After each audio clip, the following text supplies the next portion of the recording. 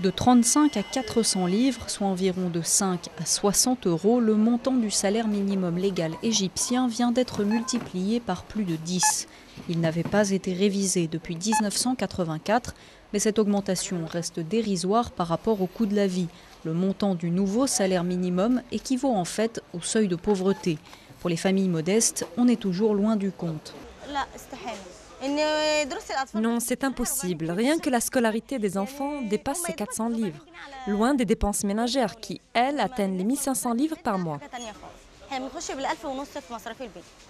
L'augmentation semble significative, mais dans un pays où le taux d'inflation frôle les 12%, beaucoup s'indignent contre ce nouveau montant. Le gouvernement estime ne pas avoir les moyens de faire plus, et cela malgré une croissance d'environ 6%.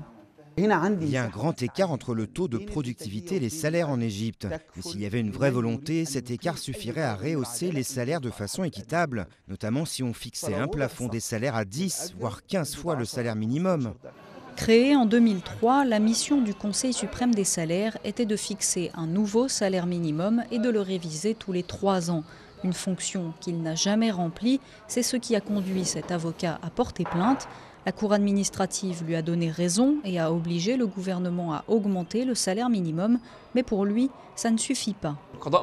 La justice ne peut pas préciser au gouvernement un montant particulier, mais elle peut vérifier si elle a bien respecté les critères et les indicateurs pour fixer le salaire minimum.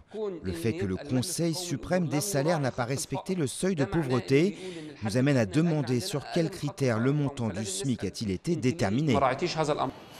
Pour vivre au-dessus du seuil de pauvreté en Égypte, il faudrait à une famille de 4 personnes un salaire minimum de 1200 livres égyptiennes. Cela signifierait multiplier par 3 le montant actuel du salaire minimum, un combat loin d'être gagné.